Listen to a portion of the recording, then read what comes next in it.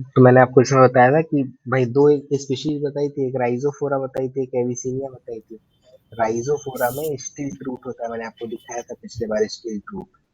ठीक है, how they have the yes. Stilt root to fight these kind of condition, उनके पास specialised root होता है। ठीक है, एविसीनिया में क्या होता है, एविसीनिया जो स्पीसीज होती है उसमें न्यूमाटोफोर्स होते हैं। न्यूमाटोफोर्स का मतलब एयर रूट्स, मैंने आपको दिखाया था पिछले बार एयर रूट्स की। ठीक है। सर अभी फिर शगुन का फोन आया था, वो बोल लिया कि अभी क्लास अटेंड कर लेती हूँ, ऐसे बोलिए। अच्छा, वो कर रही है, आ रही है। Yes sir. अच्छा ठीक है, फिर 2-3 मिनट और रुक जाते हैं, तो रिवीजन चल रहा है। इसमें कुछ है भी नहीं, ज्यादा देर का आज चलेगा भी नहीं, थोड़ी देर में खत्म हो जाएगा, 1 घंटे में मेरे ख्याल से हो जाएगा। तो कहाँ बाहर घूमने जाना है, आज छुट्टी है इस वजह से। मतलब वो, यस सर, सर दिन में। मतलब आज कहाँ, वहाँ आपको मसूरी वगैरह जाना है क्या? चेन्नई मसूरी नहीं, इधर ही सेंट्रियो वगैरह। सेंट्रियो मॉल अच्छा है क्या? Yes sir.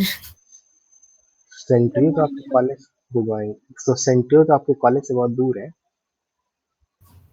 सर ज्यादा दूर नहीं है, आधे घंटे, मतलब दूर तो पड़ता ही है बट ठीक है। मसूरी ज्यादा दूर हो जाएगा। हाँ मतलब मसूरी तो ज्यादा ही है, लेकिन वो भी तो क्लॉक टावर के आगे ही है, सेंट्रियो मॉल जो है वो भी क्लॉक टावर के आगे जब आप आओगे तभी। सही है, घूम लो। आज ही तो है वो सब, क्या तो मतलब मूवी भी देख लेना फिर, कोई ढंग की आई होगी तो, पुष्पा 2 वगैरह टाइप। तो ये प्रिंसिपल ऑफ इकोलॉजी तो समझ में आ गया, एडॉप्टेशन मैंने आपको बताया था, मॉर्फोलॉजिकल बिहेवियर, ये सारी चीजें बताई थी। ठीक है, इसके अलावा मैंने ये क्वेश्चन करा दिया था। तो अब याद आया वो आपको हेलो फाइट वाला रूट याद आ गया ना, कि how they have those things. उनकी लीव्स में बहुत सारे ऐसे स्पीसीज दिखेंगे जहाँ पे सॉल्ट का एक्सक्रीशन होता है। ठीक है, वीवी पैरी मैंने आपको बताया था, that was the mode of reproduction. ये मैं आपको और डिटेल में बताऊंगा उसमें, लेकिन आपको दो स्पीसीज हमेशा ध्यान रखनी है, राइजोफोरा और एविसीनिया। राइजोफोरा में स्टिल्ट रूट होता है, एविसीनिया में एयर रूट होता है। ठीक है, न्यूमाटोफोर बोला जाता है उसको। ठीक है। सो ये हम लोग पिछले बार यहाँ तक पढ़ चुके थे। और these are the principle of ecology, मतलब ये सब है कि adaptation is a principle of ecology. Apart from it, ये भी एक प्रिंसिपल ऑफ इकोलॉजी है, हेलोफाइट। ठीक है। अब variation is one other principle of ecology, variation जो है वो भी एक प्रिंसिपल ऑफ इकोलॉजी है। हाइब्रिडाइजेशन अभी मैं आपको बताता हूँ, वो भी है। इस तरह से अलग अलग प्रिंसिपल ऑफ इकोलॉजी है, by which anything is going to survive. वो ये सारे मैकेनिज्म है जिससे कोई भी चीज सरवाइव करती है। ठीक है, अब वेरिएशन का मतलब क्या है, व्हाट इज वेरिएशन? तो वेरिएशन का मतलब, भाई जैसे ह्यूमंस है, तो in the humans there are variation. तो वेरिएशन वर्ड का मतलब क्या होता है, there are differences in the genetic makeup for anybody. भाई आप हो, मान लो अदिति है, अदिति हो शगुन, दोनों लोग अलग अलग, सबका मतलब वेरिएशन तो है कुछ। There are some genetic makeup, there are some physical traits which are observed in particular individual of that species। जैसे मैंने जो आपको बताया था, ऑर्गेनिज्म, पॉपुलेशन, ये सब बताया था ना, तो ऑर्गेनिजम्स में वेरिएशंस होते हैं। ठीक है भाई, पॉपुलेशन लेवल पे तो वेरिएशन आपको दिखेगा ही, या आप बोलो कि कम्युनिटी में वेरिएशन है, वो तो बहुत बड़ा वेरिएशन हो गया, क्योंकि जेनेटिक मेकअप भाई आपका और लायन का तो अलग होगा। तो वेरिएशन कहाँ आपको देख रहे हो, वेरिएशन स्पीसीज लेवल पे, ऑर्गेनिज्म लेवल पे, जो मैं आपको पूरा वो चेन बताया था। तो उसमें जो सबसे नीचे वाला लेवल है ऑर्गेनिज्म, ऑर्गेनिज्म लेवल या स्पीसीज लेवल पे, whatever individuals of a species is there, मतलब जो इंडिविजुअल स्पीसीज है, मतलब ऑर्गेनिज्म है, उसमें हमेशा वेरिएशंस होते हैं।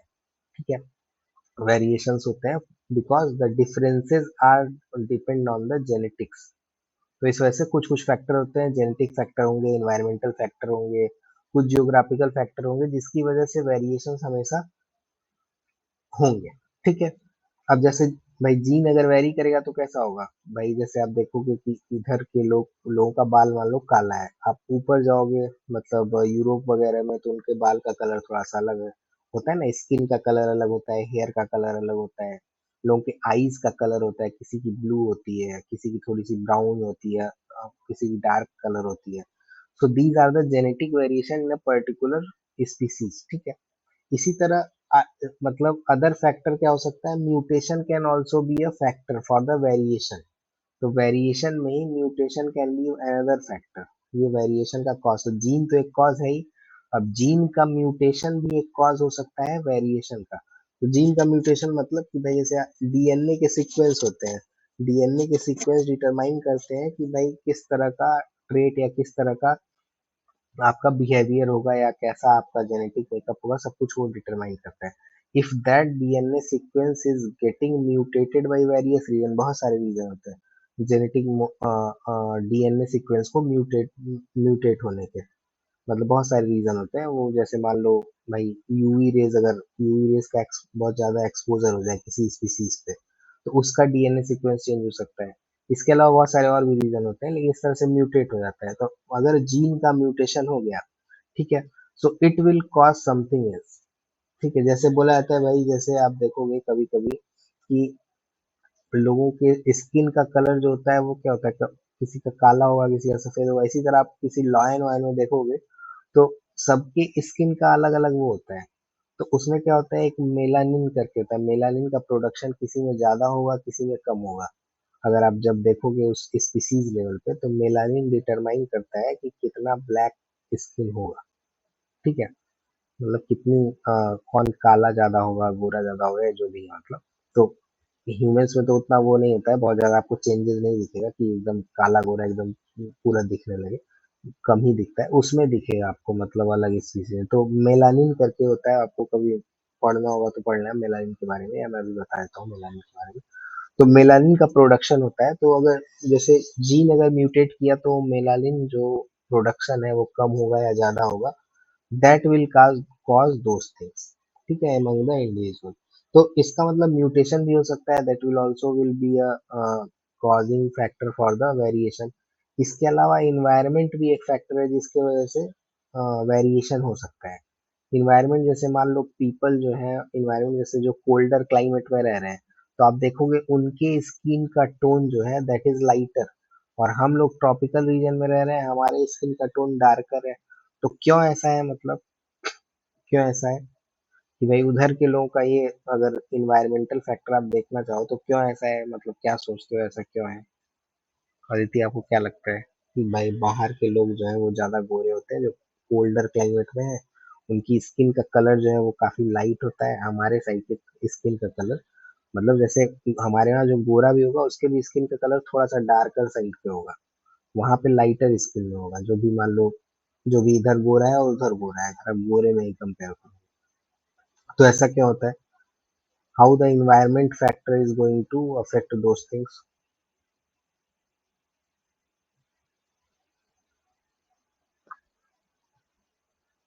बताओ इतनी शगुन, कुछ अगर आपको लगता हो मतलब।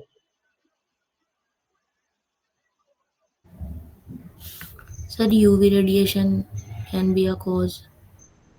हाँ, UV radiation is a cause. मतलब यूवी जैसे उधर के स्किन टोन जो होते हैं, why they are lighter, because they are lighter due to lower UV radiation exposure जो होता है उनका यूवी रेडिएशन में, कोल्डर एरिया में वो कम होता है।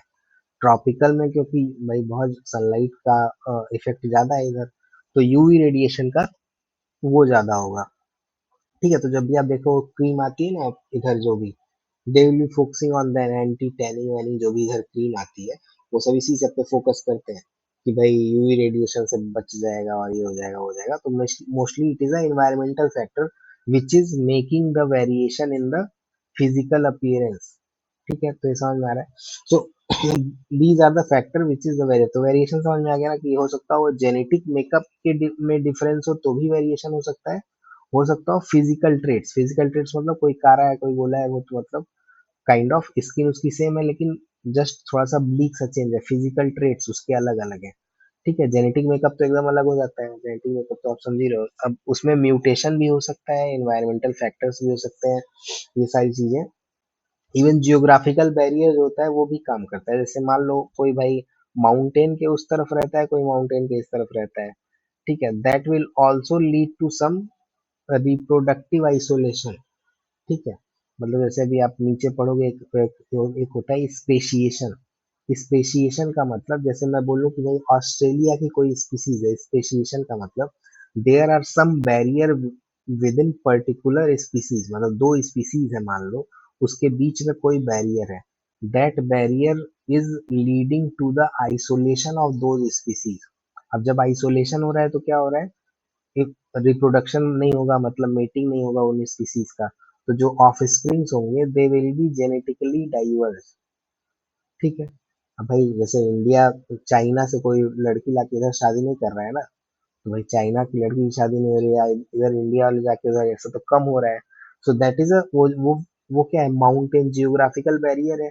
It is making it is making a kind of speciation between those species. भाई जो इंडिया में लोग रह रहे हैं और जो चाइना में लोग रह रहे हैं उनका भाई उधर का आप देखो फिजिकल अपीयरेंस और जिस तरह का जेनेटिक मेकअप है दैट इज डिफरेंट, इंडिया के लोगों का डिफरेंट है। इसी तरह यूएस में रहोगे वहां का अलग है, ठीक है, यूरोप के लोगों का देखोगे वहां का अलग है। सो why it is maintained, it is maintained due to geographical barrier। ठीक है, and that is why the genetic divergence are there। ठीक है। तो ये चीज मतलब ये जो जियोग्राफिकल बैरियर है, तो एक्चुअली जो डार्विन था, डार्विन, तो उस डार्विन ने पाया एक गैलापागोस आइलैंड करके है। ठीक है, गैलापागोस आइलैंड करके है। उसने पाया कि हाउ द बीक्स, जो बीक होते हैं different beak, they have adapted to specific variation. जैसे आपको इसमें दिख रहा होगा, अ, इसमें दिख रहा है ना, ये देखो, ये इसका बीक मतलब होता है चोंच, चोंच मतलब जिससे वो खाते पीते हैं, ये दिख रहा है आगे आगे, दिख रहा है ना। Yes, sir. ठीक है, तो ये देखो ये बीक है।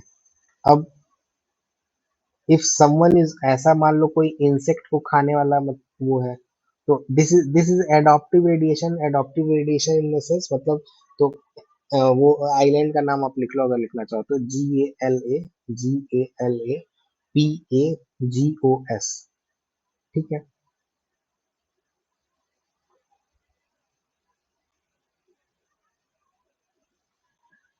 लिख लिया। Yes, sir. ठीक है, तो इस आइलैंड पे क्या है, ड्यू टू वेरियस वो मतलब अलग अलग जो वो चलते हैं। एक सेकेंड।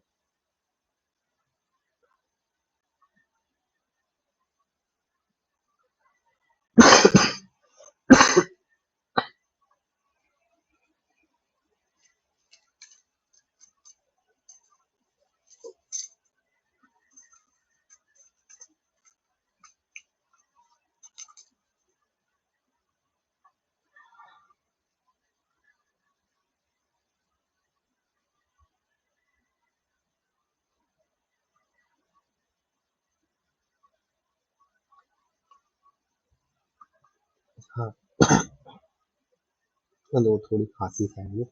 तो adaptive radiation is because of this. तो जैसे मैं जो आपको बता रहा था कि ये तो जैसे एग्जांपल है यहाँ पे जो आपको वो दिख रहा है, तो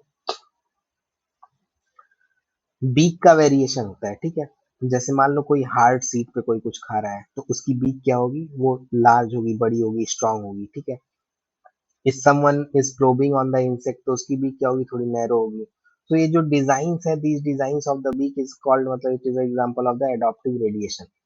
ठीक है, and it is found on the this island जो मैंने आपको बताया। ठीक है, so this is how a species is going to evolve in the evolve in means evolving through the various states, so they are adopting to the different environmental niche। मैंने आपको बताया था भाई, जैसे इसको खाना है तो इसका काम क्या है, इंसेक्ट को खाना मान लो इसको। इन लोगों का काम क्या है, सीड्स को खाना। तो देखो इनको जो सीड्स को क्रश कर रहे होंगे उनकी बीज देखो कैसी छोटी छोटी है। उनको इस तरह की जरूरत नहीं है ना, because they are not relying on the insect. तो this is called adaptive radiation. Adaptive radiation to the environmental niche. ठीक है, नीश मतलब इसका फंक्शन है इसका। अब इसका फंक्शन है, इस वजह से इसको इस तरह से अडॉप्ट करना पड़ेगा। ठीक है, so this is the species variation on the basis of the adaptive radiation. ठीक है, ये चीज दिख रही है आपको, समझ में आ रहा है। ठीक है, ठीक है, यस सर। तो यही होता है। ठीक है, तो ये मतलब आप बस याद रखना एडॉप्टिव रेडिएशन ऐसा होता है, और मतलब how they are adopting to the trades. ठीक है। अब आप सोचो, अगर if they are not going to make these kind of variation, if they are not going to adopt with the environment, तो खा पी नहीं पाएंगे, आप समझ रहे हो। तो आगे आप देखोगे, मतलब एक प्रिंसिपल होता है नेचुरल सिलेक्शन का। नेचुरल सिलेक्शन का मतलब, इफ मान लो आप दोनों लोग हो, you are living in the mountain areas, ठीक है, और मैं मान लो प्लेन एरिया में रह रहा हूँ। अब मुझे आदत नहीं है मान लो रहने की माउंटेन एरियाज में या बहुत ठंड वाले एरिया में, लेट सपोज, और मुझे अगर छोड़ दिया जाए भाई माउंटेन एरिया में, हिमालय में छोड़ दिया जाए, if I am not going to adopt, या मेरी बॉडी अडॉप्ट नहीं करेगी, देन वो क्रश हो जाता है, वो लोग मर जाते हैं, ठीक है। This is called natural selection. वो नेचुरल सिलेक्शन नीचे आएगा तो मैं आपको बताऊंगा। यही बेसिक में नेचुरल सिलेक्शन नहीं होता है, ठीक है। कि भाई ड्रॉट आया तो आप मान लो कोई बंदा है, ड्रॉट आया, उसके हिसाब से वो अपने आप को वो कर पा रहा है या नहीं। अगर नहीं कर पा रहा है, then their survival is very difficult, ठीक है। समझ में आ गया। So this is how the things are. So इस तरह से, तो एक तो एडॉप्टिव रेडिएशन आपको समझ में आया, एनवायरमेंट वाला समझ में आया कि how these things are working. Apart from it, अब ये आता है स्पेशिएशन, जो मैं अभी आपको बता रहा था, स्पेशिएशन है, और एक हाइब्रिडाइजेशन म्यूटेशन मैंने आपको बता दिया है, ठीक है, और नेचुरल सिलेक्शन नीचे लिखा है। तो these all are the principle of ecology which is how the things are adopting. अब स्पेशिएशन का मतलब क्या होता है? स्पेशिएशन का मतलब क्या होता है कि जैसे मान लो, ऊपर वाला तो सब समझ में आ गया ना, एडॉप्टिव रेडिएशन भी सब समझ में आ गया। ठीक है, एडॉप्टिव रेडिएशन में तो कोई दिक्कत नहीं है, ठीक है। और एग्जांपल कोई जानना है एडॉप्टिव रेडिएशन का, तो मैं आपको बताऊं एडॉप्टिव रेडिएशन, या समझ में आ गया एडॉप्टिव रेडिएशन क्या है? मतलब सर समझ आगे में समझ। आ गया ना। अलग अलग इकोलॉजिकल रोल के लिए अलग अलग तरह के वो मतलब चेंजेस होने लगेंगे उनमें, over a period of time evolution उस स्पीसीज में वैसा ही होगा, ठीक है। जैसे जो मैंने आपको डार्विन फिल्म से वो जो आपको दिखाया इमेज, उसी जैसे ऑस्ट्रेलिया में मार्सुपियल्स होते हैं, मार्सुपियल्स, MARSUPIALS, ठीक है, मार्सुपियल्स होते हैं। उसकी भी स्पीसीज बहुत अलग अलग होती है, जैसे कंगारू है, ठीक है, कोला करके वो है, KOALA, कोला। ये कोला पे मतलब क्वेश्चन तो नहीं आया, लेकिन they are also marsupials in found in Australia, आ सकता है इस पे। इन पे पिछले बार कुछ कुछ न्यूज निकली थी। तो कंगारूस, कोला, इस तरह के बहुत सारे मार्सुपियल्स हैं, ठीक है। They each have adopted to different kind of niche, ठीक है। मान लो जैसे कोला है, ही मतलब वो भी है marsupial, but it is not a grazing, it is climbing. वो क्लाइंब करता है, मतलब वो उस एरिया में रहता है जहाँ पे उसको मतलब बचने के लिए क्लाइंब करना पड़ेगा। सो दैट काइंड ऑफ मार्सु, मतलब वो जो मार्सुपियल है, he has developed those kind of adaptive things in that environment, in particular नीच, नहीं तो वो जिंदा नहीं रह पाएगा, ठीक है। समझ में आ रहा है। ये भी आप एग्जांपल दिखा, मतलब लिखे रहना KOALA, मैं आपको दिखा दूंगा। कंगारू तो आपको पता ही है, इस तरह से, ठीक है। So various marsupials are there, but they are also adopting to the niche, particular niche in the, वही उसी को बोलते हैं adoptive radiation, कि क्या जरूरत है आपकी, उस हिसाब से आपके ऑर्गन्स वर्क कर रहे हैं, that is adoptive radiation, ठीक है। इसके अलावा बहुत सारे एग्जांपल है, जैसे भाई कोई चीज एक्सटिंक्ट कैसे होती है, लोग बोलते हैं ना डायनासोर एक्सटिंक्ट हो गया, ठीक है। If any particular species is going to be extinct, इसका मतलब वो पर्टिकुलर नीच से अडॉप्ट नहीं कर रहा है, ठीक है, ठीक है। समझ गया। तो this is the adaptive radiation. इसके अलावा और भी बहुत सारे एग्जाम्पल आप जान सकते हो, लेकिन इतना काफी है। अब होता है स्पेशिएशन। स्पेशिएशन का मतलब क्या है? इन द इवोल्यूशनरी प्रोसेस, जब भी मान लो कोई पॉपुलेशन मैंने आपको बताई थी of a same species, in the evolutionary process, जब population is of the same species is going to diverge and they are going to form a new species, that is called speciation. कहने का मतलब, आज जो हम लोग रह रहे हैं, मान लो 200 400 साल बाद, 500 साल बाद, ठीक है, या 700 साल 800 साल बाद, इस इवोल्यूशनरी प्रोसेस में whatever the species currently we are, it will diverge to a new form of species, ठीक है, because of genetic mutation, because of natural selection, because of reproductive isolation, ठीक है। सो स्पीशिएशंस के ये सब मैकेनिज्म्स होते हैं। मतलब जेनेटिक म्यूटेशन मैंने आपको बताया कि ऊपर जैसे वेरिएशन, ये सब वेरिएशन का ही पार्ट है। तो जेनेटिक म्यूटेशन एक तरह से मैंने आपको बताया, it is also causing variation, this is also causing speciation. Speciation का मतलब समझ में आ गया ना, कि सेम स्पीसीज जो होती है ना, मान लो ह्यूमंस है, तो humans will diverge and form a new species. Why they are going to form a new species? Because of natural selection, because of reproductive isolation. ठीक है, समझ में आ रहा है आपको ये चीज? जैसे मान लो, तो इसके टाइप होते हैं, स्पेशिएशन के टाइप होते हैं. तो ये लिखना चाहना या समझना चाहना तो लिख लेना, स्क्रीन पे दिख रहा है ना, पहला टाइप है स्पेसिएशन. समझ में आ गया ना कि they are going to form a new species what. और ये इवोल्यूशन का प्रोसेस ऐसा नहीं है कि कल ही बन जाएगी. ठीक है, over a period of time ये क्या होगा, नई स्पीसीज बन जाएगी. ठीक है, एक पर्टिकुलर स्पीसीज नई स्पीसीज बन जाएगी ड्यू टू, मतलब ये हो सकता है जेनेटिक जो चेंजेस है उसकी वजह से हो सकता है, या it can be from the reproductive isolation, और it can be from the natural selection, कुछ भी हो सकता है जिसकी वजह से ये स्पीसीज जो होगी same species this will diverse to a new species.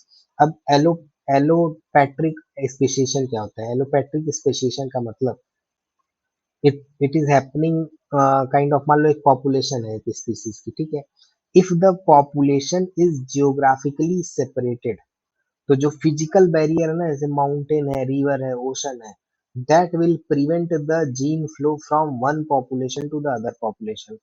And this over a period of time, this kind of genetic drift and natural selection will lead to development of some reproductive isolation.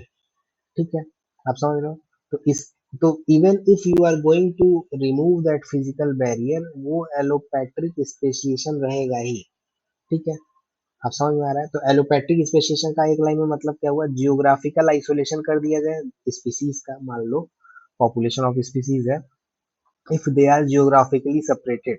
ठीक है, तो ये जो population होगी, तो नई तरह की पॉपुलेशन इंडिपेंडेंटली इवॉल्व होना शुरू हो जाएगी, and this will result into the reproductive isolation. ठीक है, समझ में आ रहा है ये चीज? एक लाइन में बताओ एलोपैट्रिक स्पेसिएशन क्या है, मतलब जो भी यहाँ पे लिखा हुआ है, मतलब यहाँ तो लिखा ही हुआ है वो चीज. तो समझ में आ रहा है ना कि हाँ, एक लाइन में बताओ कि कैसे बहुत सारी पॉपुलेशन है, जियोग्राफिकल बैरियर हुआ, उस जियोग्राफिकल बैरियर की वजह से क्या हुआ, over a period of time क्या होगा, over a period of time genetic drift. Genetic drift का मतलब एक पर्टिकुलर सब पॉपुलेशन विल बिकम डिफरेंट और आइसोलेटेड. ठीक है, जैसे मैं बोलूँ कि भाई चाइना और इंडिया वो जेनेटिक ड्रिफ्ट हुआ, जब हिमालय आया होगा, इस तरह से अलग अलग राइज हुआ होगा, तो that drift has happened and we became isolated reproductively. We are not mating, मतलब शादी वादी नहीं हो रही है उनसे. ठीक है, उनसे इनमेट्स या बच्चे नहीं हो रहे हैं.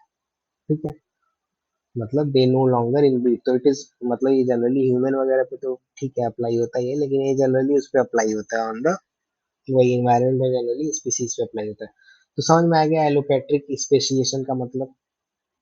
समझ में आया ये चीज? Yes sir.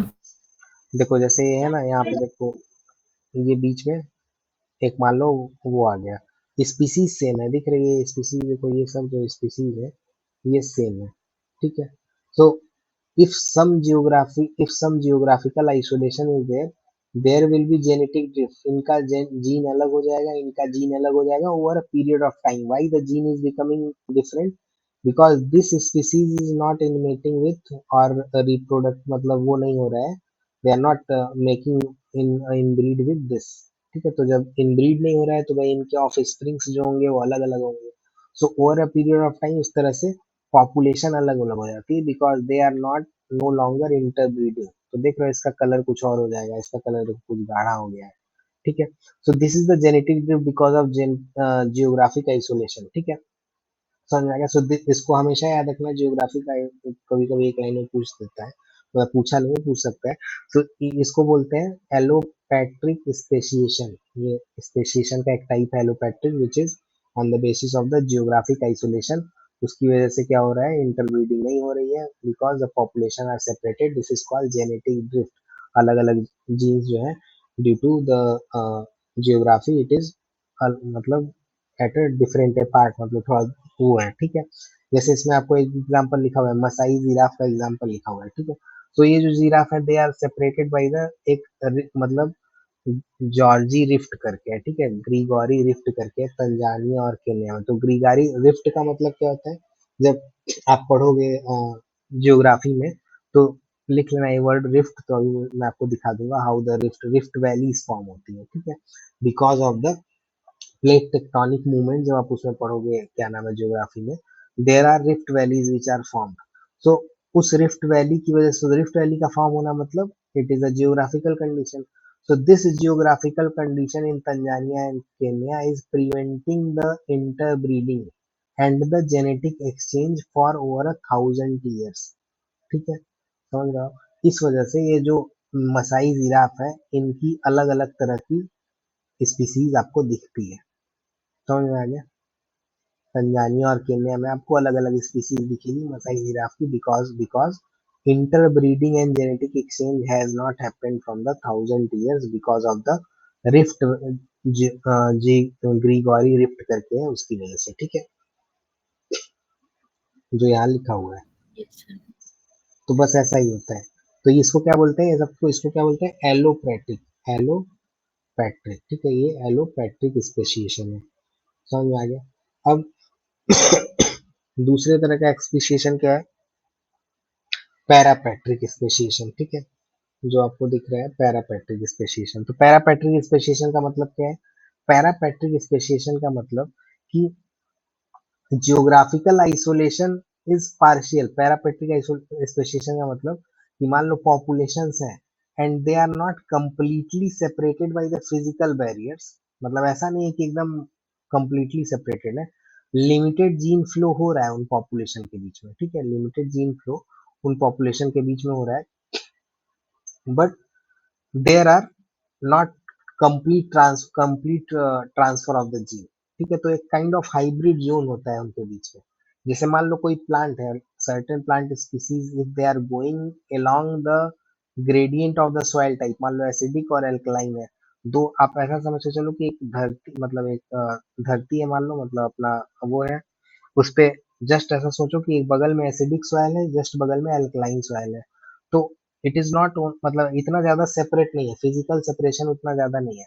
अब आप सोचो कोई प्लांट स्पीसीज ग्रो कर रही है on this soil which is having the acidic property as well, and just beside it which is having the alkaline property as well. So it, that species will adopt to their specific environment। आप समझ रहे हो।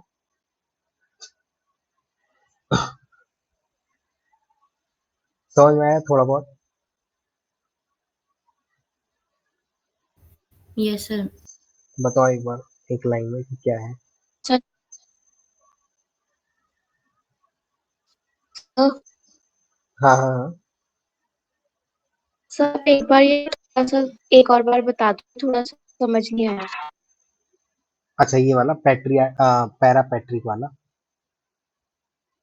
पहला वाला तो आ गया ना, allopatric आ गया ना। एलोपैट्रिक में क्या था, complete separation by the physical barrier, वो एलोपैट्रिक था, ठीक है। पैरापैट्रिक में क्या होगा, पैरापैट्रिक में generally it is not a complete separation. Parapatric में जो सेपरेशन होगा पॉपुलेशन का जियोग्राफिकली, वो completely, they are not completely separated. तो जब वो कंप्लीटली सेपरेटेड नहीं होंगे, तो जैसे उसमें क्या हो रहा था, जीन का फ्लो नहीं हो रहा था, जीन का फ्लो मतलब इंटरब्रीडिंग वगैरह नहीं हो रही थी, because those species are completely separated from the physical barrier. Parapatric में ऐसा नहीं होगा, पैरापैट्रिक में जीन का फ्लो होगा, but it is a limited, मतलब थोड़ा limited kind of gene flow हो रहा होगा, ठीक है। लेकिन जो अलग अलग इन्वायरमेंटल कंडीशन में जो डिफरेंस होगा, that will make the changes in those. तो जैसे मैंने आपको एग्जांपल जो बता रहा था कि जैसे मान लो आप एक एसिडिक सॉइल है और एक एल्कलाइन सॉइल है, थोड़ा थोड़ा दूर पे है। अब कोई स्पीसीज ग्रो करना शुरू करती है, लेट सपोज कोई प्लांट की स्पीसीज है, वो ग्रो करना शुरू करती है, ठीक है। सो दो प्लांट की स्पीसीज है मान लो, वो ग्रो करना शुरू करती है ऑन दिस सॉइल। तो दिस विल बी हैविंग, किसी के पास क्या होगा, थोड़ा सा एसिडिक वाला प्रॉपर्टी होगा, एक पर्टिकुलर स्पीसीज के पास क्या होगा, बेसिक वाला प्रॉपर्टी होगा, दे आर ऑल्सो इंटरब्रीडिंग। तो over a period of time क्या होगा, दैट इन्वायरमेंटल कंडीशन, जो मान लो इसका कोई और अलग पौधा जो भी अलग और एक और माप सीड आ जाता है, तो that seed will have the property from both the environment, ठीक है। मतलब उसके पास एसिडिक वाले में भी सरवाइव करने की हो सकता है कैपेबिलिटी हो, उसके पास बेसिक वाले में भी, मतलब एल्कलाइन वाले में भी सरवाइव करने की कैपेबिलिटी हो, ठीक है, जो नई स्पीसीज बन रही होगी। सो दिस इज पैरापैट्रिक। पैरापेट्रिक कहने का मतलब the population is not completely separated. पहली बात, फिजिकल सेपरेशन पूरी तरह से नहीं है पैरापेट्रिक में, ठीक है। तो जो पॉपुलेशन होगी, they occupy the adjacent habitat with the different environmental condition. जैसे मैंने आपको बताया कि भाई सॉइल टाइप है, टेम्परेचर, जैसे आप मानो कि ऐसा मैंने आपको बताया था ना, इकोटोन काइंड काइंड भी दोस काइंड ऑफ एरियाज जो हाइब्रिड जोन है, ठीक है, जहाँ पे दो पॉपुलेशन मीट करती है, ठीक है। It is kind of hybrid zone जहाँ इस तरह की चीजें चल रही होंगी। सो आपको जो डाइवर्जेंस दिखेगा ना, that is a gradual, it is not very, जैसे मैंने जो आपको पहला दिखाया एलोपेट्रिक वाला, उसमें आपको दोनों में बहुत मतलब ज्यादा डिफरेंस दिख रहा होगा स्पीसीज में। बस इसमें जो होगा डाइवर्जेंस वो बहुत ग्रेजुअल होगा, because they are adopting to all the basic मतलब बोथ ऑफ द प्रॉपर्टीज, मतलब उतना ज्यादा जेनेटिक डिफरेंस आपको नहीं दिखेगा, but there will be a difference in those species, ठीक है। तो समझ में आ रहा है। Yes sir. तो एक लाइन में जैसे कोई भी चीज बताओ आप, मतलब एग्जाम्पल के थ्रू बताओ तो आप समझ पाओगे।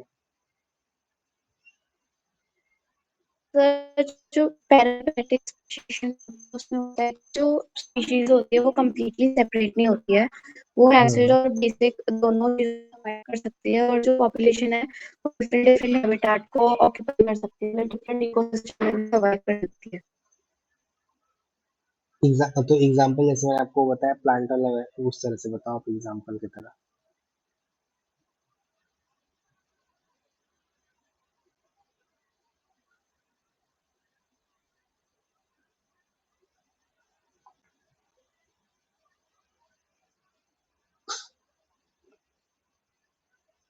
मैं बताऊँ फिर से आपको, आ रही है ना अभी आवाज आ रही है? फिर से मैं आपको बताता हूँ वो एग्जांपल फिर से। पैरापेट्रिक है ये, तो आपको समझ में आया कि दे आर नॉट, मतलब फिजिकली उतने सेपरेटेड नहीं है, ठीक है।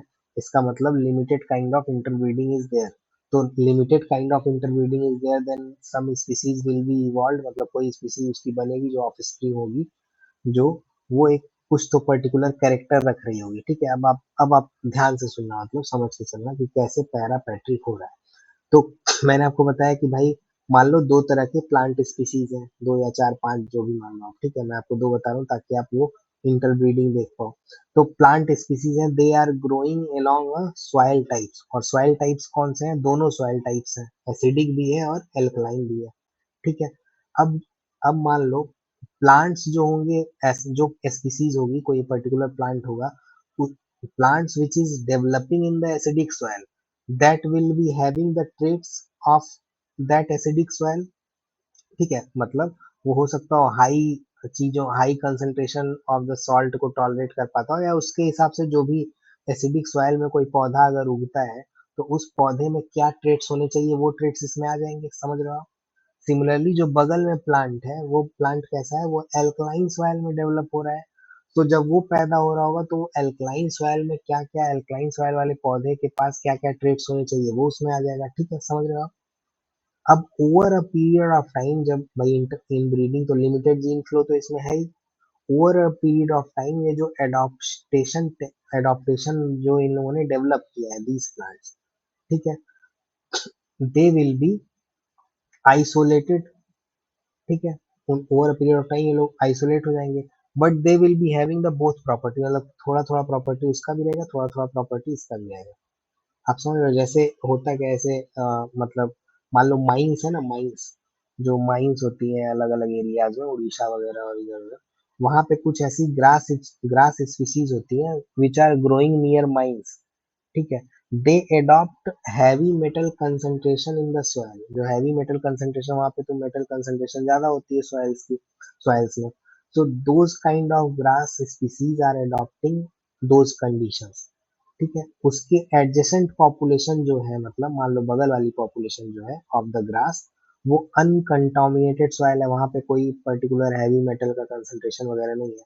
So that adjacent population of the grass वो डिस्टिंक्ट रह जाती है, because of the because they are unable to survive to the other environment, मतलब वो उस इन्वायरमेंट में नहीं सर्वाइव कर सकते माइन वाले इन्वायरमेंट में, ठीक है। आप समझ लो। सो कहने का मतलब जेनेटिक वेरिएशन तो है, but it is not like कि बहुत ज्यादा जेनेटिक फ्लो हो रहा है दोनों में and both are surviving genetic flow है, but you will see the differentiation, you will see the speciation का मतलब आपको स्पेशिएशन दिखेगा मतलब, ठीक है। जैसे अभी पहले वाले में क्या था, due to geographical barrier you can see the मतलब डाइवर्सिटी आपको ज्यादा दिख रही थी, ठीक है। पैरापेट्रिक में आपको डाइवर्सिटी उतनी ज्यादा नहीं दिखेगी, लेकिन स्पेसिएशन होगा, ठीक है। जैसे आपको ग्रास मतलब आप ऐसे मान के चलो ना, उड़ीसा वाला मान लो माइन का एरिया है कोई, ठीक है।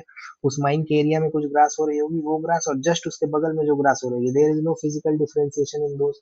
लेकिन कुछ जो बगल की ग्रास हो रही होगी, they are not going to adopt those conditions, ठीक है। जो बगल वाली कंडीशन है वो तो दोनों लोग अलग अलग हो रहे होंगे, लेकिन जस्ट एडजेसेंट होंगे, एक दूसरे के जस्ट बगल बगल में होंगे। तो कहने का मतलब जियोग्राफिकल प्रॉक्सिमिटी होगी।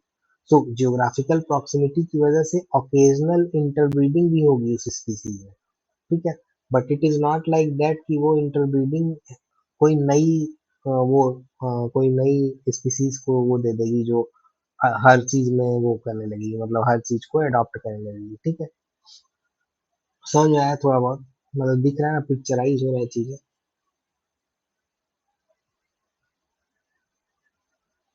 Yes sir. ठीक है, तो ठीक है, कोई इशू नहीं है, मतलब जितना आपको आएगा नहीं भी आएगा, तो यहाँ पे उतना तो नहीं लिखा है, मैंने आपको जहाँ बता दिया।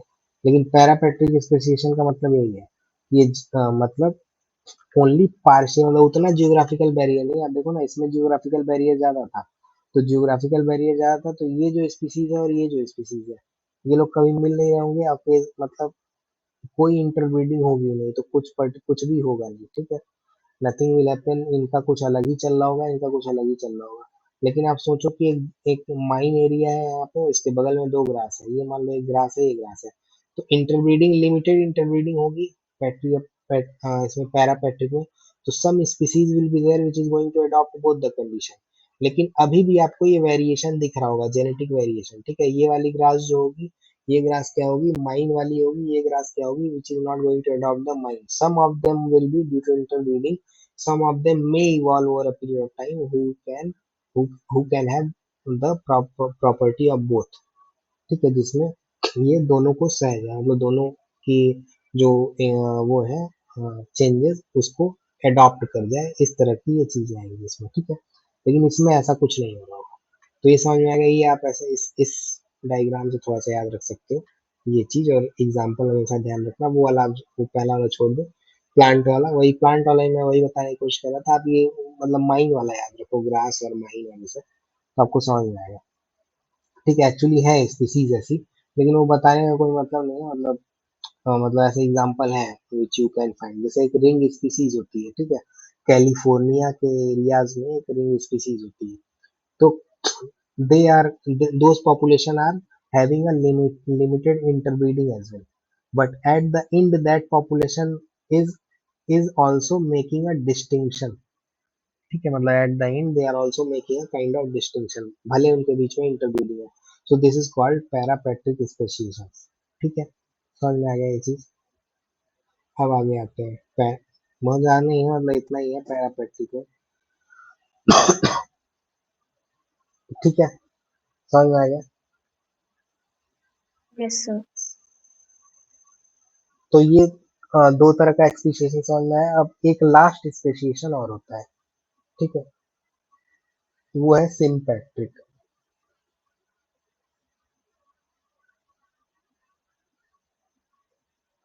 ठीक है, वो है सिम्पेट्रिक। सिम्पेट्रिक स्पेसिएशन का मतलब क्या होता है, sympatric speciation is a process जहाँ पे मान लो नई species will be evolve from a single ancestral population, ठीक है। जैसे पैरापेट्रिक और एलोपेट्रिक में क्या हो रहा था, देयर देयर आर सम, मतलब कोई उसमें, जैसे पैरापेट्रिक और इसमें कुछ कुछ तो फिजिकल बैरियर थे, सिम्पेट्रिक में फिजिकल बैरियर होंगे ही नहीं, ठीक है। इसमें कोई फिजिकल सेपरेशन नहीं होगा, जो पॉपुलेशन होगी वो सेम जियोग्राफिकल एरिया, जैसे अभी ग्रास मैंने आपको बताया ऊपर वाले में, कोई प्लेन एरिया में था and there are some grasses which are in the mine area, तो there are some kind of, मतलब एकदम फिजिकल वेरिएशन वैसा नहीं है एज इन द एलोपैट्रिक। तो ये एक तरह से जो आप देख रहे हो ना, it is based on the physical variation, physical separation ठीक है, फिजिकल जो बैरियर है उसी के बेसिस पे है। सबसे पहला एलोपेट्रिक था, उसमें एकदम कंप्लीट वो था, दूसरे वाले में कंप्लीट नहीं था, but their physical characteristics are different. ठीक है, इस वजह से लिमिटेड उसमें इंटरब्रीडिंग वगैरह हो रही थी। सिंपैट्रिक में क्या होता है, there is no physical separation, कोई फिजिकल सेपरेशन होता ही नहीं है उसमें। ठीक है, पॉपुलेशन जो होती है वो सेम जियोग्राफिकल एरिया में रहती है, but still they diverse due to non geographical factors, मतलब अभी भी वो अलग अलग रहेंगे। मतलब जैसे मान लो कि एक ही जगह 10 लोग रह रहे हैं, but still their characteristics are different. ठीक है, because of some non geographical factor, कि भाई इकोलॉजिकल स्पेशलाइजेशन उनका अलग है, या it can be the mating preferences are different for those populations. ठीक है, तो फिजिकल वेरियर तो नहीं है, बट स्टिल द स्पीशिएशन का मतलब क्या है, कुछ अंतर। जब मैं आपको स्पीशिएशन बताऊं तो सब में स्पीशिएशन तो आपको दिखेगा ही, लेकिन सिंपैट्री का मतलब फिजिकल वेरिएशन नहीं है। ठीक है, समझ गया आप? जैसे मान लो कि भाई कोई पर्टिकुलर हर जगह एक पॉपुलेशन है, that is in the same geographical area, but it will be different from others by how, मतलब कैसे वो अलग अलग होगी।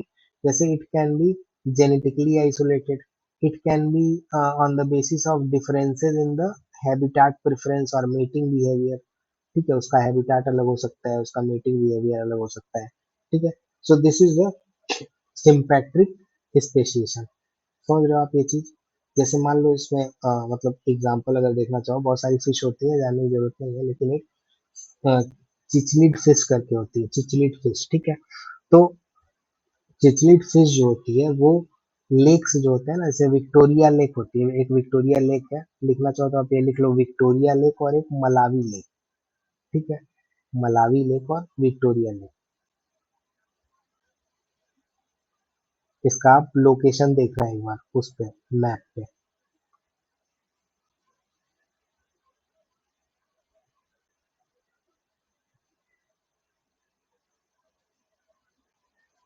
ठीक है, तो सेम स्पीसीज सेम है, चिचलिड स्पीसीज है, एक ही लेक में, मतलब अलग अलग लेक में है, कि एक विक्टोरिया लेक में वही स्पीसीज पाई जा रही है फिश की, वही मलावी लेक में पाई जा रही है, but both are different.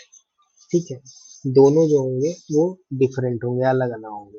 Y those things are different, मतलब वही सेम स्पीसीज अलग अलग कैसे हो रही है, बिकॉज दीज ये जो अलग अलग पॉपुलेशन है, they are over a period of time, इनकी जो फीडिंग हैबिट्स है कि भाई किस पे खा रहे हैं, क्या खा रहे हैं, वो डाइवर्ज हो जाती है। Even their feeding strategies are different, their meeting preference are different. ठीक है, तो उसकी वजह से एक डिफरेंस आ जाता है इन दोनों, मतलब स्पीसीज सेम है, but the this area determines the species behaviour. ठीक है, समझ में आ रहा है ये थोड़ा बहुत? Yes sir. So this is the sympatric speciation. ठीक है, बहुत ज्यादा इसमें वो नहीं है कि आपको बहुत वो करना है कि याद याद रखना है, बस ये आप समझो कि इसमें कोई फिजिकल बैरियर नहीं होता है to prevent the same species population from meeting, but still the speciation will be there. ठीक है, सेम जियोग्राफिकल एरिया में स्पेसिएशन होगा, because they are having some mating preference, they are having some ecological मतलब preferences, तो इस वजह से अलग अलग उसकी वजह से वो होता है। वही यहाँ लिखा है कि मेटिंग प्रेफरेंस अलग होता है, इकोलॉजिकल निशेज अलग होते हैं, फूड सोर्सेज अलग अलग, खाना कुछ खा रहे होंगे तो उसकी वजह से अलग हो रहा है। इसका कभी एग्जाम्पल वगैरह आपसे पूछा नहीं जाएगा, only you have to know what is allopatric, parapatric and sympatric, एक एक लाइन में। And this all depends on the, इसमें भाई कोई फिजिकल बैरियर इसमें नहीं है, इसमें फिजिकल बैरियर है, लेकिन they are separated only by partially by physical geographical barrier. So इसमें जो इनब्रीडिंग है that is on a limited kind of inbreeding है, इसमें इनब्रीडिंग रहती नहीं है पहले वाले में। ठीक है, so this is speciation where the over a period of time, over a period of evolution, a new species will be formed।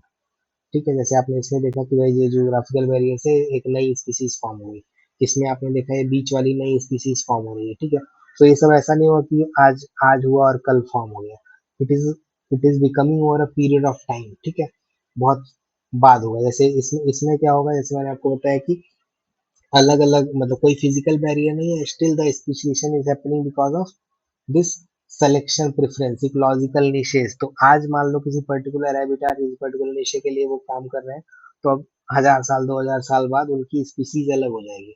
जैसे मैंने जो आपको चिचलिड फिश का एग्जांपल बताया, उनका बिहेवियर अलग हो चुका है, मतलब over a period of time in the different lakes, because their mating preferences, their fooding things, मतलब जहाँ पे फूड सोर्सेज है, other things, all the things are determining those species, जबकि वो स्पीसीज सेम जियोग्राफिकल एरिया में रह रही है, ठीक है, but they are exhibiting the different behaviour.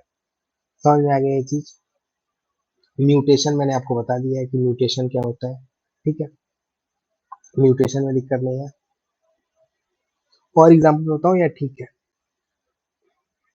Sympatric का, सिचलिक समझ में आ गया ना, सिम्पैट्रिक का। तो यस ओवर, सर। तो स्पेशिएशन का मतलब हमेशा ध्यान रखना कि over a period of time होगा, मतलब नई स्पीसीज तो बनेगी लेकिन over a period of time बनेगी, ऐसा मत सोचना कि कल ही बन जाए, ठीक है। हाँ शगुन, आप कुछ बोल रहे थे?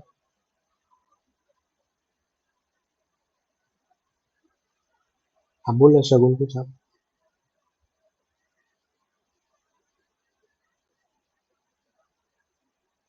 अच्छा, ठीक है। अब आता है हाइब्रिडाइजेशन। तो हाइब्रिडाइजेशन का मतलब क्या होता है? हाइब्रिडाइजेशन एक प्रोसेस है जहाँ पे दो डिफरेंट स्पीसीज इंटरब्रीड करें और कुछ नया ऑफस्प्रिंग बना लें, वो हाइब्रिडाइजेशन होता है, बेसिक हाइब्रिडाइजेशन जो आपने पढ़ा होगा या सुना होगा, ठीक है। Kind of mating between distinct species, ये सेम स्पीसीज में अलग अलग स्पीसीज में अगर मेटिंग हो रही है, that will be a that will be called the parent species, और उनके जो होंगे उनको ऑफस्प्रिंग बोला जाएगा, उसको हाइब्रिडाइजेशन बोलते हैं, ठीक है। So through hybridization also various new species are various new species are emerging, ठीक है। जो अभी जैसे स्पेशिएशन से नई स्पीसीज आ रही थी, इससे नई स्पीसीज, तो हाइब्रिडाइजेशन से भी नई स्पीसीज आती है, ठीक है। जैसे म्यूल, म्यूल क्या होता है? Mule is a offspring of male donkey, जो होता है मेल डोंकी और फीमेल हॉर्स, ठीक है। तो डोंकी एक अलग स्पीसीज है, हॉर्स एक, तो हाइब्रिडाइजेशन हमेशा डिफरेंट स्पीसीज में होगा, ठीक है। जो ऑर्गेनिज्म लेवल पे मैंने आपको बताया था, दैट ऑर्गेनिज्म लेवल पे जो पॉपुलेशन है, डिफरेंट डिफरेंट पॉपुलेशन और डिफरेंट स्पीसीज में हाइब्रिडाइजेशन होता है, ठीक है। तो म्यूल क्या है? Mule is offspring of male, donkey male है और फीमेल जो है हॉर्स है, ठीक है। उन दोनों के हाइब्रिडाइजेशन से जो ऑफस्प्रिंग पैदा होता है वो म्यूल होता है, ठीक है, जो खच्चर बोला जाता है उसको, हिंदी में म्यूल को खच्चर बोला जाता है, ठीक है। समझ गया? तो जो ये अब ये हाइब्रिडाइज्ड जो पैदा हुआ है, they will exhibit the property of both, क्योंकि ये तो उनका दोनों का ऑफस्प्रिंग है, तो बोथ द पेरेंट्स का जो भी वो होगा, उनकी प्रॉपर्टी ये होगा, ठीक, उनकी प्रॉपर्टी इसके अंदर होगी। समझ में आ रहा है ये चीज? इसी तरह आपने सुना है लाइगर, वर्ड सुना है लाइगर, LIG, या लाइगर वर्ड सुना है? एक मूवी आई थी साउथ की, लाइगर। तो म्यूल तो मैंने आपको बता दिया जहाँ लिखा है, लाइगर वर्ड सुना है? LIG, या नो सर। उनको दिखाता हूँ एक सेकंड, मैं थोड़ा जानने के लिए, जानने में तो थोड़ा सा उसके लिए हो सकता है, नहीं निभाया जाता।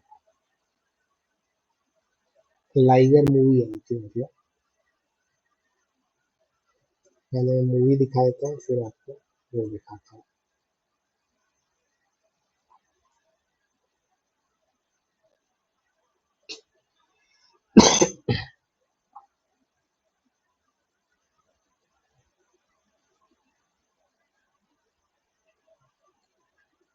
दिख रहा है ना, ये लाइगर मूवी आई थी,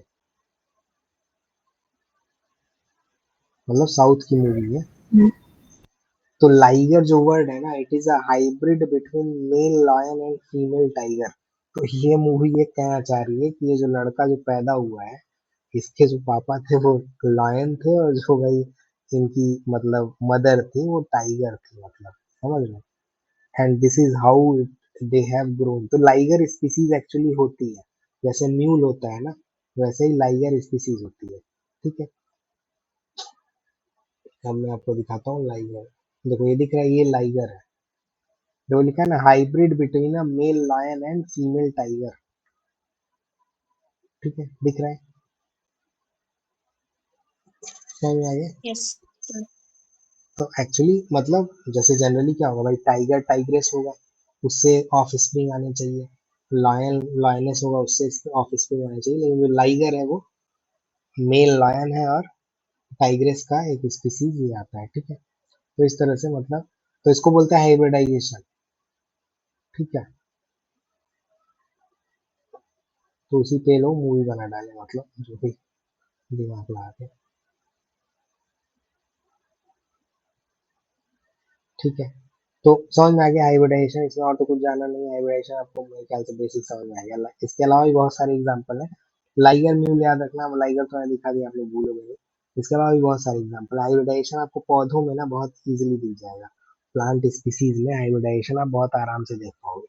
ठीक है, बहुत सारे स्पीसीज है जो करते हैं, और स्पीसीज बेस्ड कभी क्वेश्चन नहीं आएगा, ये मैंने आपको बता दिया, anti unless it is in the news. अब लाइगर न्यूज में आ गया तो अलग बात है कि भाई लाइगर न्यूज में तो आ जाएगा। ठीक है, अब आते हैं, कितना समझ में आ गया। अब आते हैं म्यूटेशन पे। म्यूटेशन मैंने आपको बता दिया, what is mutation. Right, mutation क्या होता है भाई, जेनेटिक मटेरियल ही चेंज हो जाए उसको म्यूटेशन बोलते हैं। ऐसे मैंने आपको बताया कि genetic variation can depend on the मतलब जैसे अभी आपने बताया ना कि यूवी रेडिएशन की वजह से that genetic variations are there in the skin, so that is mutation of the gene. There would have been some genes which are going to be mutated, तभी वो उधर के जो आप देखते हो व्हाइट कलर और इधर का व्हाइट कलर इज डिफरेंट। ठीक है, तो जेनेटिक मटेरियल होते हैं, उसको बोला जाता है DNA RNA, double nucleic acid. ठीक है, तो डीएनए आरएनए आप थोड़ा सा जानोगे जब आप साइंस वगैरह में देखोगे। तो DNA RNA is a form of genetic material for an organism. So that mutation is a primary cause for the genetic variation. Mutation genetic genes में अगर mutation हो गया तो that is the cause for the genetic variation, मतलब genetically that species will different from the other। ठीक है, तो इसके बहुत सारे एग्जाम्पल भी हैं, मतलब लेकिन वो जानने की जरूरत नहीं, बहुत सारे टाइप्स वगैरह होते हैं, वो सब जानने की जरूरत नहीं है। लेकिन जेनेटिक म्यूटेशन हो सकता है, उसके बहुत सारे कारण होते हैं। ठीक है, आप समझ रहे हो ना, मतलब किसी भी चीज से हो सकता है। उसका एक मैंने आपको बता दिया, एक एग्जाम्पल क्या है। एक एग्जाम्पल जैसे आपने बताया, UV radiation can be one of the cause for genetic mutation. ठीक है, अब एक आप ऐसे ही जान लो बस वर्ड, एक होता है रिकॉम्बिनेशन। ठीक है, रिकॉम्बिनेशन एक वर्ड होता है।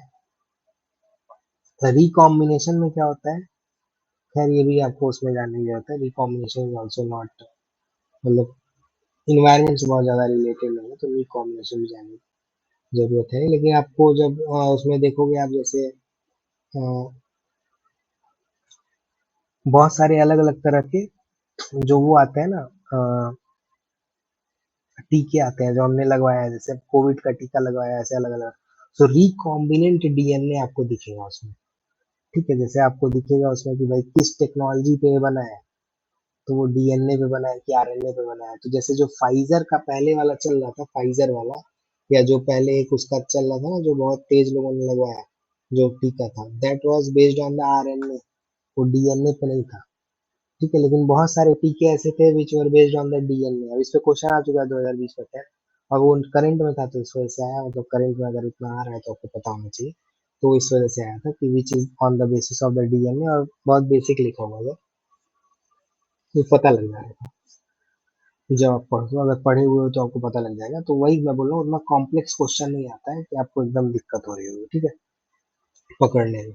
तो रिकॉम्बिनेंट डीएनए वगैरह सब, रिकॉम्बिनेंट आरएनए होता है, रिकॉम्बिनेंट डीएनए होता है, वो सब आप पढ़ोगे थोड़ा बहुत जब अपन वो करेंगे तो। ठीक है, अब आते हैं नेचुरल सिलेक्शन पे। तो नेचुरल सिलेक्शन क्या होता है, नेचुरल सिलेक्शन का प्रोसेस जो है ना, it is proposed by Darwin. Darwin बंदा था, और एक एल्फ्रेड वेलेस करके ही बंदा है, उसने भी प्रपोज किया था। लेकिन डार्विन बंदा मेन था, मतलब they have proposed the natural selection in a key is a key mechanism for the evolution. तो नेचुरल सिलेक्शन का मतलब क्या है, how any particular species is going to adapt to their environment through the different survival and reproduction of the individual। ठीक है, आप समझ रहे हो, जैसे मान लो, and this is how the variations occur in the population। ठीक है, through the different survival and the reproduction of the individual, environment को ये लोग अडॉप्ट करते रहते हैं।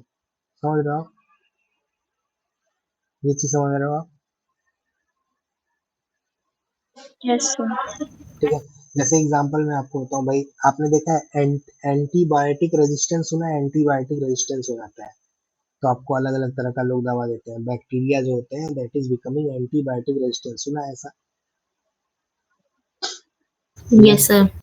सो दिस इज, इसका मतलब क्या है, द बैक्टीरिया इज म्यूटेटिंग। ठीक है, आप जैसे बोलते हैं कि भाई ओवर ड्रग यूज नहीं करना चाहिए, ओवर द काउंटर आपको मेडिसिन नहीं लेनी चाहिए, नहीं तो योर बॉडी विल, योर जो बॉडी है वो क्या होगी, that body will become the antibiotic resistance, मतलब आप कोई भी एंटीबायोटिक खाओगे काम नहीं करेगा, क्योंकि जो बैक्टीरिया है वो एक रेजिस्टेंस डेवलप कर लेगा over a period of time. ठीक है, so this is the survival, ये जो नेचुरल सिलेक्शन है, इसी को बोलते हैं नेचुरल सिलेक्शन। एक एग्जांपल है नेचुरल सिलेक्शन का। ठीक है, कहने का मतलब जैसे बैक्टीरिया है, तो बैक्टीरिया क्या होगा विद द म्यूटेशन, भाई जब आप कुछ खाते हो तो it is not you who are going to digest all the things. ठीक है, आपके अंदर बहुत सारे बैक्टीरिया है, बहुत सारे फंगी है, अलग अलग तरह के ऑर्गेनिजम्स है, और अपार्ट फ्रॉम इट एसिड वगैरह भी है जो वर्क कर रहा है, ये सब चीजें। ठीक है, तो सिमिलरली बैक्टीरिया जो होते हैं with mutation they make resistant to the antibiotics and they survive. ठीक है, एक बार वो सर्वाइव कर गए एंड देन स्टार्ट रिप्रोड्यूसिंग, अब अपना ऑफ स्प्रिंग पैदा करना शुरू कर देते हैं ये। ठीक है, तो this is how this resistance will not going to die off, और this is how they are making themself as resistant. ठीक है, समझ में आया? जैसे मैंने आपको अभी बीक साइज वाला बताया था, बीक साइज वाला adaptive radiation that is also example of natural selection. ठीक है, जो गैल पावर्स वाला मैंने बताया ना, वो भी क्या है, यही है। ठीक है, सो आप देख रहे हो कि कैसे नेचुरल सिलेक्शन के थ्रू स्पीसीज जो है वो अडॉप्ट कर रही है इन्वायरमेंट को, because they have to survive and they have to reproduce, नहीं तो वो बचेंगी नहीं, वो स्पीसीज मर जाएंगी। समझ रहे हो? सो this is the natural selection, वही वो सर्वाइवल ऑफ द फिटेस्ट की बात करता है, यही वो बोलता है। तो ये समझ में आ गया। इसी तरह बहुत सारे और भी, बीक वाला मैंने एग्जांपल दिया, एंटीबायोटिक एग्जांपल दिया, ऐसे ही एक मॉथ करके स्पीसीज है, पेपर्ड मॉथ। ठीक है, तो इंडस्ट्रियल रिवॉल्यूशन जब इंग्लैंड में क्या हुआ, इंडस्ट्रियल रिवॉल्यूशन हुआ था। ठीक है, इंडस्ट्रियल रिवॉल्यूशन का मतलब सुना है वर्ड कभी, इंडस्ट्रियल रिवॉल्यूशन, ऐसा वर्ड सुना है इंडस्ट्रियल रिवॉल्यूशन?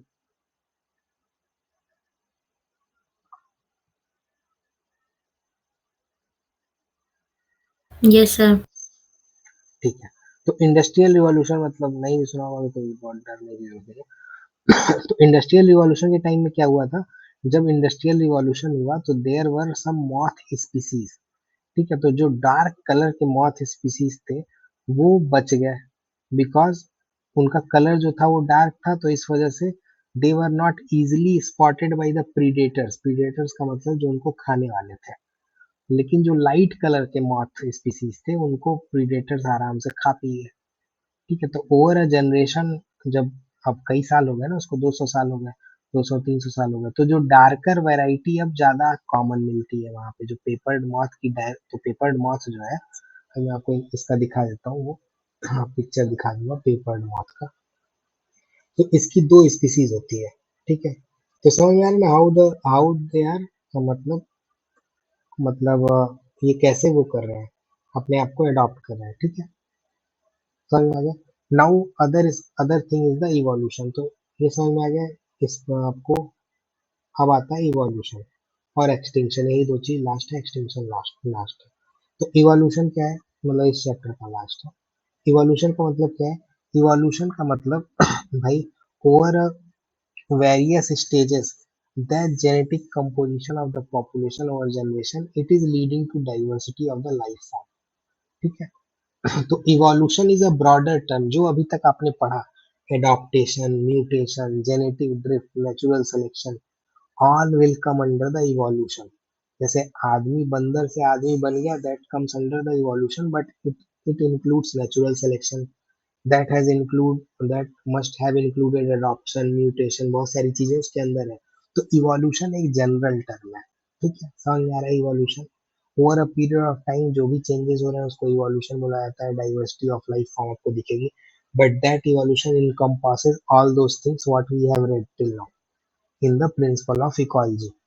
ठीक है, जैसे हेलोफाइट मैंने आपको बताया, so halophyte also comes under the evolution because over a period of time they have generated those kind of capabilities for excreting the salt। ठीक है, समझ में आ रहा है? तो दिस इज इवोल्यूशन। तो इवोल्यूशन बहुत मतलब ब्रॉडर टर्म में, याद रखने का बहुत ज्यादा वो नहीं है, उसमें आपको मैंने वो दे दिया है। जैसे वेल्स, वेल्स का इवोल्यूशन हुआ, वेल्स इवॉल्व फ्रॉम द, भाई जो वेल्स आज आप देखते हो ना वेल्स, तो दे वर टेरेस्ट मतलब टेरेस्ट्रियल मैमल थे, वो पानी में रहते भी नहीं थे, समझ रहे हो, मतलब मिलियंस ऑफ ईयर्स पहले ये लोग टेरेस्ट्रियल मैमल थे, but they have adapted to the life of water with the changes in the environment, and they have developed the fins in their body over a period of time, समझ रहे हो, तो this is evolution of whale. ठीक है, तो Darwin यही सब बातें करता है ना कि how with the theory of natural selection, with the adoption, with the mating and all those things, the species is going to adopt. ठीक है, डार्विन वही बात करता है, समझ रहा, समझ आ गया। तो ये मतलब प्रूवन थ्योरीज नहीं है ये सब कि भाई वेल्स इस तरह से आई है जैसे आदमी बोला जाता है कि भाई बंदर से है, प्रूवन जैसा नहीं है, but he is tracing those things because genetic makeups are like that. तो वो बताता है भाई, जो जैसे डार्विन का आप थ्योरी पढ़ोगे या पढ़े होगे पहले, भाई जिसकी पूछ अगर जैसे what are the vestigials organs होते हैं, if the vestigials organs is not use, मतलब ऐसे वेस्टिजियल्स का मतलब ऐसे organs in your body which is not of any use. ठीक है भाई, तो ये बोलता है कि भाई पूछ उछ का तो कोई आदमी के लिए पूछ का कोई यूज नहीं था, tail was not having any use for the mankind. तो over a period of time मतलब वो पूछ चली गई, मतलब उसके, हाँ, टेल का जो मतलब, and he is telling that in our genetic makeup we found a some particular spot, कि भाई पूछ रही होगी, ऐसा ये बोलता है। ठीक है, so this is how you have to think and relate. समझ गया आप ये चीज, इवोल्यूशन समझ में आ गया। इवोल्यूशन में कुछ है नहीं, डार्विन का मैंने आपको बता दिया, बहुत ज्यादा पढ़ने का ऐसा जरूरत है नहीं कि क्या है, थ्योरी वगैरह ऐसा आता नहीं है। ठीक है, जो 2 लाइन में बताया उतना काफी है। इवोल्यूशन इज अ मतलब जनरल टर्म है, evolution general in the sense broader term है। ठीक है, तो ये जो आपको फिगर दिख रहा है, दिस इज इवोल्यूशन, भाई पहले ऐसे थे, फिर ऐसे हो गए, फिर ऐसे हो गए, but this requires lot of things. समझ रहे हो आप कि why we are moving towards this, because the various things were there, natural selection process. ठीक है, अलग अलग तरह के मेटिंग और ये वो जो हम लोगों ने ऊपर पढ़ा, those has make made us to this. ठीक है, so this is what last is the extinction. What is extinction?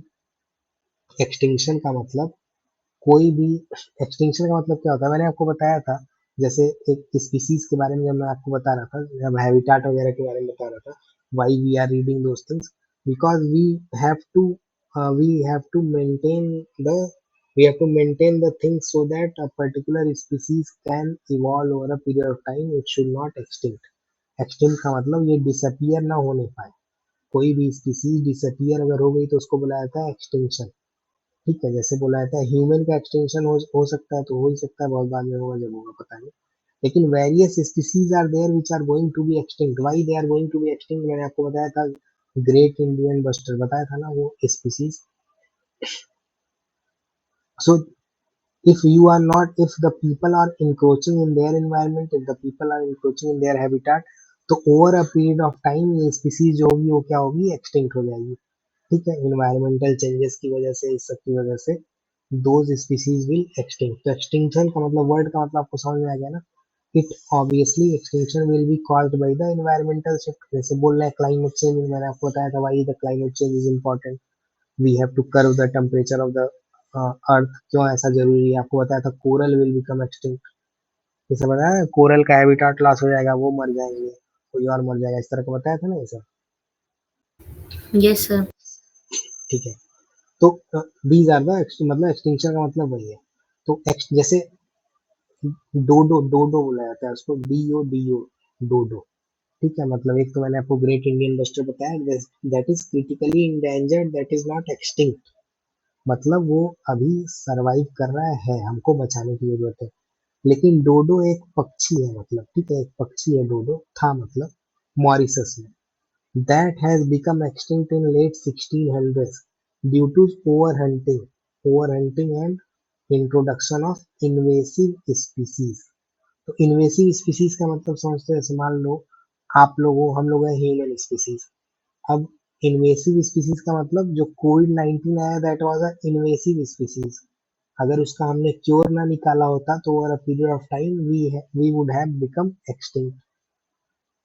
समझ रहे हो, नए नए नए नए नए नए स्पीसीज बनते रहते हैं और हम लोग मर जाते हैं, क्योंकि वो तो म्यूटेट कर रहा था ना, जो भाई वो जो वायरस था वो तो म्यूटेट कर रहा था।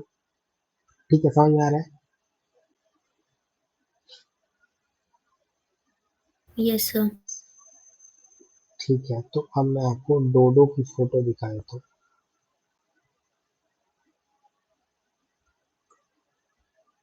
तो डोडो जो था, डोडो बर्ड है एक्चुअली, ये एक्सटिंक्ट हो गया। हम आपको इमेज वही दिखेगा, and this is all because, तो ये सब कारण है why we have to protect our environment. तो जैसे शगुन मैं आपको उसमें बता रहा था, इन द अभी मैंने 7th वाली एनसीईआरटी आपको बता रहा था क्वालिटी की। So I told that related to the environment we have the duties, right, to protect the Yes. Environment. तो यही सब वो ड्यूटीज है भाई। मतलब ये नहीं कि खा पी जाना है, क्या जैसे अब लोग जाते हैं भाई, आपको होता है प्लास्टिक पॉल्यूशन बहुत सारा बढ़ रहा है। If you are not protecting your वो, तो इसी तरह जो स्पीसीज है वो एक्सटिंक्ट हो जाएंगी। देखो ये डोडो है, थोड़ा सा बड़ा करके दिखाता हूँ।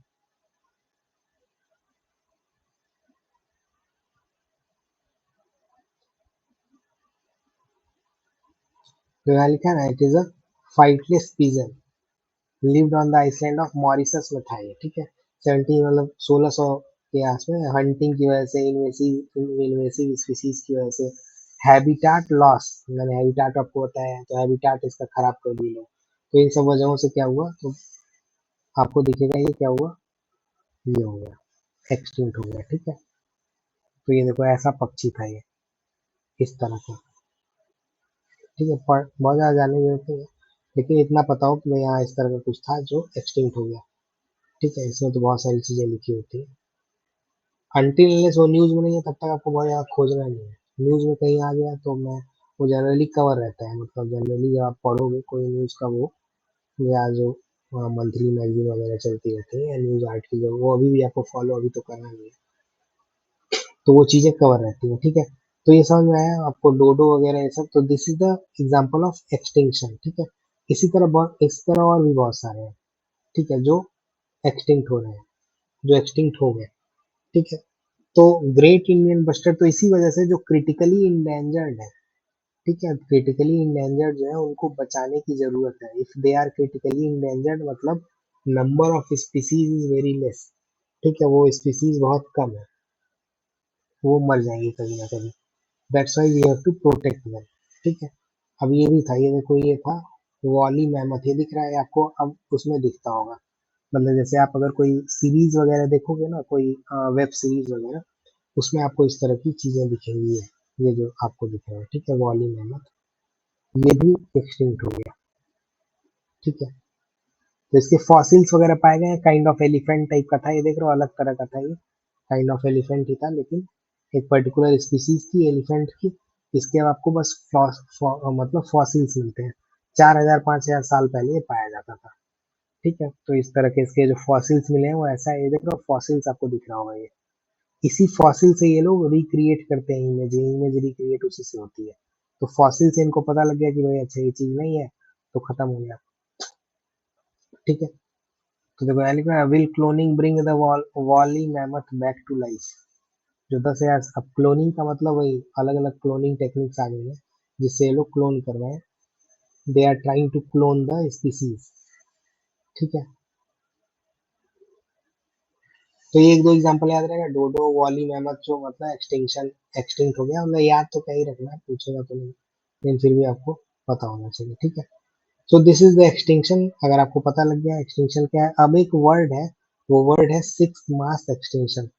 सिक्स्थ मास एक्सटिंक्शन क्या बोला जाता है, सिक्स्थ मास एक्सटिंक्शन का मतलब, तो करेंटली जब आप पूरा जियोग्राफिकल फेजेस देखोगे ना, जो होलोसीन एरा और अलग अलग तरह के एरा थे, उस एरा को जब आप ट्रेस करोगे तो वी हैव 5 मास, मतलब 5 मास एक्सटिंक्शन हो चुके हैं, ठीक है। समझ रहे हो आप, ये मुझे याद दिला देना, अगली बार मैं आपको बता दूंगा। 5 मास एक्सटिंक्शन हो चुके हैं।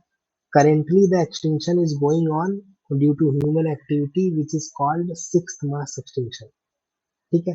तो अब कैसे, कहने का मतलब आप कैसे बोलोगे, मैंने तो आपको एक्सटिंक्शन का एक एग्जांपल दिखा दिया, ये आप समझ रहे हो ना। What is the mass extinction, mass extinction का मतलब क्या होता है, कोई भी आप लोगों से बताओ, व्हाट इज मास एक्सटिंक्शन।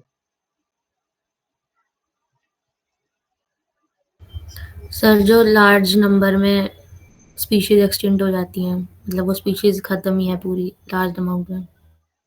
नहीं तो ऐसे तो मान लो, जैसे मान लो प्रलय आ गया, ठीक है, और ह्यूमन स्पीसीज खत्म हो गई, तो कैसे आप बोलोगे, मतलब वो कैसे, क्या क्या तरीका होगा, मतलब कहने का मतलब देखो मास एक्सटिंक्शन जो होता है ना, मास extinction is a kind of, short period में ज्योग्राफिकल टाइम में एक लार्ज परसेंटेज होता है डाई, वो जो हाँ शॉर्ट पीरियड में होता है। हाँ, एक पर्टिकुलर शॉर्ट पीरियड में if there is a large percentage of species, different species, जरूरी नहीं कि एक ही स्पीसीज। मैंने तो आपको एक एग्जांपल दिखाया, डोडो चला गया भाई, ये चला गया, लेकिन जब वो एक्सटिंक्शन आया होगा ना, तो बहुत सारे स्पीसीज गए होंगे। तो जैसे जो पहला एक्सटिंक्शन जब आया, उसको बोला जाता है ऑर्डोवियन सिलूरियन एक्सटिंक्शन बोला जाता है। याद करना चाहना तो ये सब याद तो खैर रख लेना, ये सब नाम याद रख लेना। तो ये पहला मास एक्सटिंक्शन था। तो पहले मास एक्सटिंक्शन में क्या हुआ था, जो आर्डोविसियन सिल्यूरियन एक्सटिंक्शन था, ये हुआ 443 मिलियन ईयर अगो, बहुत साल पहले हुआ था। तो उस टाइम क्या हो रहा था भाई, जो अर्थ की जो कूलिंग थी, अर्थ का जो ग्लेशियर था, ठीक है, उसमें बहुत तेज, अर्थ की कूलिंग बहुत तेज हो रही थी, ठीक है, एंड अर्थ की कूलिंग वाज जस्ट, मतलब अर्थ की कूलिंग तो थी, that was just followed by a warm period. तो सी लेवल अचानक राइज हो गया, ठीक है, जो कूलिंग तो थी, मतलब पहले मतलब अर्थ कूलिंग, मतलब कहने का मतलब वो वार्म होने लगा एरिया। आपको पता है ना, पहले आइस एज थी, उसके बाद एजेस चेंज होती गई। तो ऐसा बोला जाता है कि जो अर्थ थी, जो ग्लेशियर पीरियड में थी, इन दैट पीरियड, उस पीरियड में क्या हुआ, उस एक्सटिंक्शन में बहुत तेज वार्म हो गया, सी लेवल राइज हो गया। तो लगभग 85% मैरीन स्पीसीज जो थी वो एक्सटिंक्ट हो गई। आप समझ रहे हो? तो आप देख रहे हो ना कि एक कम पीरियड ऑफ टाइम में a large amount of species are going to be extinct, that's why this is called mass extinction. तो अभी जो चल रहा है उसको सिक्स मार्क्स एक्सटिंक्शन बोलते हैं। Why it is called six mass extinction, क्योंकि अब क्लाइमेट चेंज वगैरह की वजह से again the time is going to come, जहाँ पे बहुत सारी स्पीसीज जो होंगी वो क्या होंगी, एक्सटिंक्ट हो जाएंगी, ठीक है। तो अभी जो बोला जा रहा है, इस currently the six mass extinction is going on. अगर ह्यूमन एक्टिविटीज, जो डिफॉरेस्टेशन है, पॉल्यूशन है, ओवर हंटिंग, क्लाइमेट चेंज, अगर ये सब हम जो ये सब अगर हमने रोका नहीं, तो due to this anthropogenic activity, anthropogenic मतलब जो आदमी कर रहा है, तो this will be, this six mass extinction is called anthropogenic extinction. समझ में आ रहा है?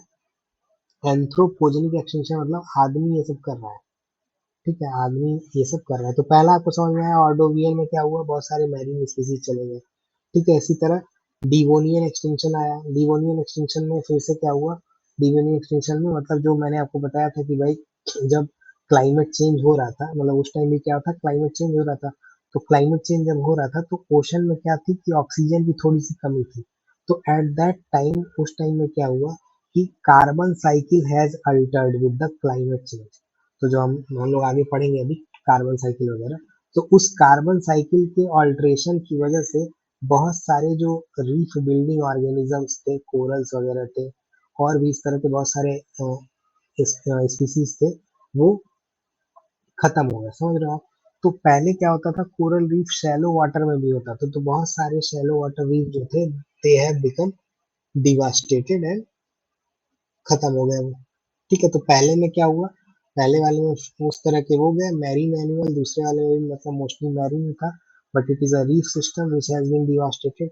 तीसरा परमिनियन एक्सटिंक्शन था, उस टाइम उसको उसको बोला जाता है great dying.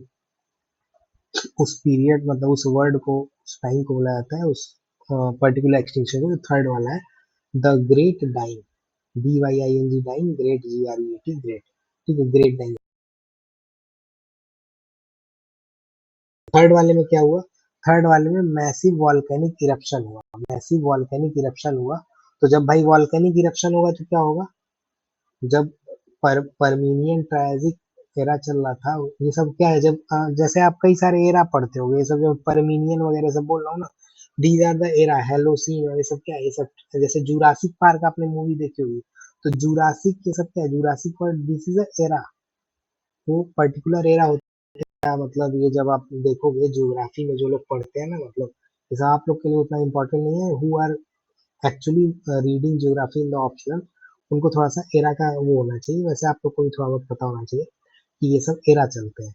In that era some particular species is going to be dominate by, उसका एक पर्टिकुलर कैरेक्टरिस्टिक होगा, एक पर्टिकुलर पीरियड होता है, ठीक है।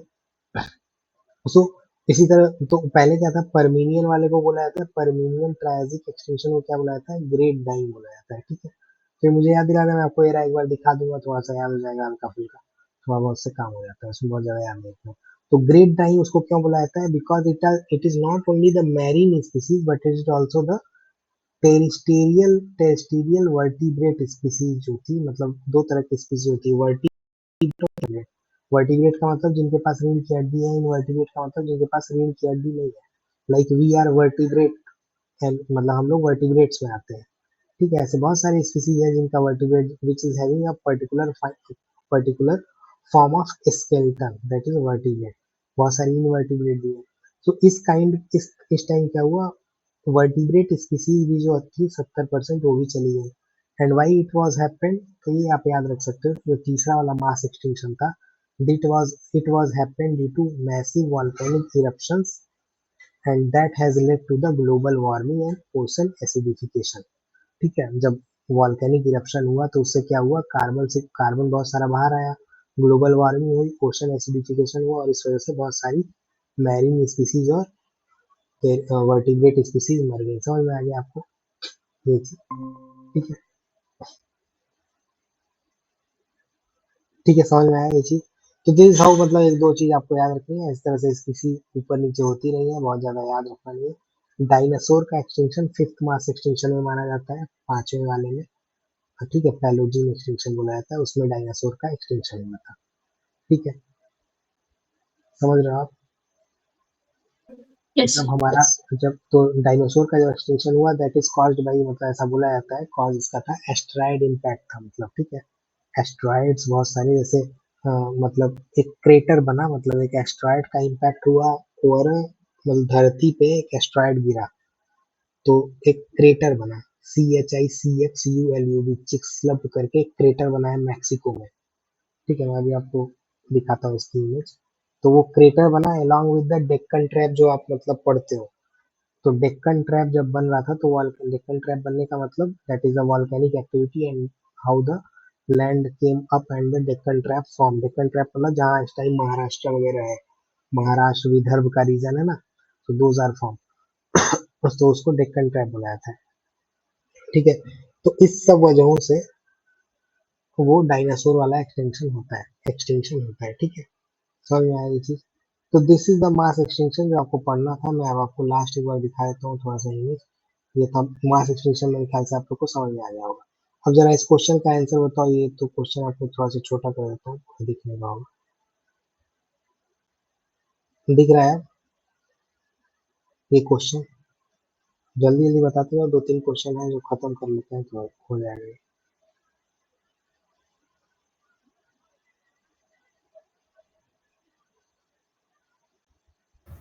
आराम से पढ़ो, आराम से सोचो, कोड्स नीचे, कोड मतलब वही आंसर दिया हुआ है, आंसर मतलब जो ऑप्शन आपको चूज करना है। आराम से बताओ, पढ़ के बताओ आराम से। दिख रहा है ना दोनों लोगों को? क्वेश्चन रीडेबल है ना, मतलब? Yes sir. ठीक है, थोड़ा बड़ा। सर सेकंड स्टेटमेंट तो सही है इसमें। ठीक है, सेकंड स्टेटमेंट सही है, पहला वाला नहीं सही है क्या?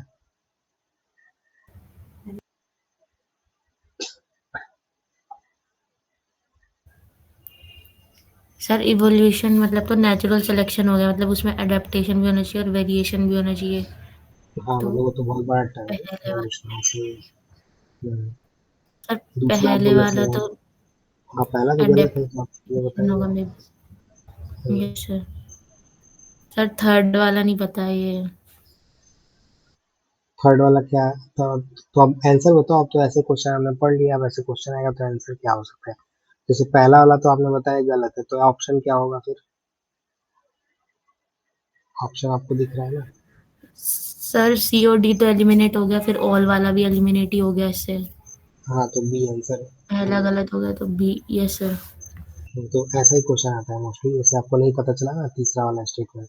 तो small changes that take place in body of the single organism on a short period to overcome small problem due to changes in the surrounding is called acclimatization. Acclimatization तो मैंने आपको बताया था ना, व्हाट इज एक्लिमेटाइजेशन? भाई यही तो acclimatisation है ना, कि जैसे मान लो आपकी बॉडी है, भाई small changes takes place in the body. आपकी बॉडी है, अभी आप जाओगे घूमने बाहर, ठीक है, तो आपकी बॉडी एक्लिमेटाइज करेगी ना पर्टिकुलर टेम्परेचर को, एक्लिमेटाइज हो जाओगे ना आप। भाई आप मसूरी चले जाओ तो भी आप सरवाइव करोगे, आप सेंचुरी मॉल जाओगे तो भी आप सरवाइव करोगे। तो कहने का मतलब your body is going to acclimatize that condition. तो whatever minor changes are there, you as a organism is acclimatizing those things. हो रहा है ना मतलब, तो सही है, इसमें तो कुछ सोचना नहीं था। चौथा गलत क्या है? Gradual change in organism to survive in an environment is called adaptation. तो gradual change in organism to survive ये एडॉप्टेशन होता है या क्या होता है? बताओ ये चौथा स्टेटमेंट क्यों गलत है? Gradual change in the organism to survive in an environment is called, इसको क्या बोला जाता है? Gradual change in organism to survive in environment. Sir evolution बोलेंगे इसको तो। हाँ, जो मैंने आपको चित्र दिखाया ना कि कैसे आदमी जो है धीरे धीरे धीरे धीरे इवॉल्व हो रहा है, तो ग्रेजुअल चेंज अडॉप्ट कर रहे हो आप, तो उसको बोला जाता है एडॉप्टेशन, अरे इवोल्यूशन, ठीक है। तो ये चीज आप ध्यान रख सकते हो, तो वही सब दिया हुआ है। अब आप पे आगे आते हैं, ये वाला क्वेश्चन देखो आप, ये क्वेश्चन दिख रहा है, मतलब ये हो सकता है आपको पता ना हो, कोई दिक्कत नहीं अगर नहीं पता है तो, ठीक है, लेकिन फिर भी आप बता सकते हो, मतलब जैसे इनकरेक्ट पेयर है ना, आप बताओ जैसे वैक्सी स्टेम थिक लीव्स और नो लीव्स, ठीक है। अब मैंने आपको बताया था, जब मैं आपको पढ़ा रहा था, तो where the thick leaves will be form, कहाँ पे थिक लीफ या नो लीव होगी और क्यों होगी?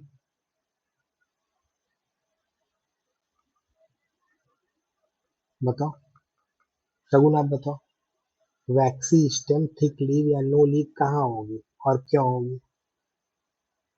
जब मैं आपको पढ़ा रहा था शुरू में प्रिंसिपल ऑफ इकोलॉजी में एडॉप्टेशन वगैरह, तो आपको बताया था adaptation, how the species are going to adopt behaviour, मैंने आपको जैसे फ्रॉग वगैरह वाला तो बता ही था, इसी तरह सर बिहेवियर और जो ये फिजिक्स। वैक्सी स्टेम वाला होगा ये डेजर्ट में होगा, डेजर्ट में होगा, क्यों होगा वहां पे? ताकि वाटर लॉस का प्रिवेंशन हो सके। वाटर लॉस ना हो, ठीक है। तो आपको दिख रहा है ना, थर्ड वाला तो इस तरह से इनकरेक्ट हो गया, मतलब थर्ड, मतलब ये पूछ रहा है चूज द इनकरेक्ट पेयर, तो तीसरा वाला इसका मतलब सही है, आंसर में आएगा तीसरा वाला, because it is incorrect pair. समझ में आ रहा है? तीसरा वाला इनकरेक्ट पेयर है। Yes sir. पहला वाला भी इसी तरह है। अब चौथा देखो आप, canopy is in tropical vegetation, क्या कैनोपी ट्रॉपिकल वेजिटेशन में होती है? भाई कैनोपी ट्रॉपिकल वेजिटेशन में होती है कि नहीं होती, ये भी मैंने आपको बताया है, सर होती है। ठीक है। क्यों? मैंने आपको बताया था ना, कैनोपी लाइक मतलब ये tropical vegetation are very dense, तो जो ट्रॉपिकल वेजिटेशन इतने डेंस होते हैं, that's why they are forming a kind of canopy, तो इस वजह से नीचे जो है बहुत सारे वो नहीं, मैं जब लिमिटिंग फैक्टर बता रहा था आपको, तो बताया था नीचे प्रकाश नहीं पहुंच पाता है, सन की किरणें नहीं पहुंचती है सूरज की, तो उसकी वजह से छोटे छोटे जो सीडलिंग्स होते हैं they are not going to grow, सब मैंने बताया था, राइट? ठीक यस है। सर। अब आता है पहला वाला, आप बताओ पहला वाला, इसमें sloping branches and middle like leaves, sloping branches and middle like leaves, ये कहाँ पे होगा और क्यों होगा?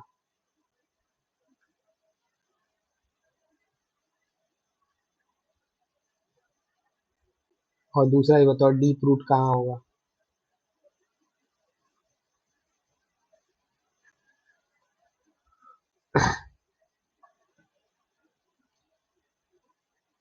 पहला वाला अदिति, पहला वाला आप बताओ, शगुन दूसरा वाला आप बताओ, डीप रूट कहाँ पे होगा और sloping branches and middle like leaf कहाँ पे होंगे?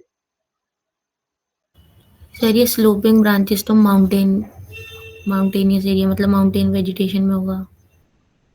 ठीक है, ठीक है। हाँ, डेजर्ट में नहीं होगा, sloping branches, why the slope, क्यों हमको चाहिए स्लोप ब्रांच, क्यों चाहिए? मतलब किसी, ये तो एडॉप्टेशन है किसी, मतलब उसका मतलब कहने का मतलब ये एडॉप्टेशन है for some of the vegetation, तो ऐसा क्यों होता है, why sloping branches are there?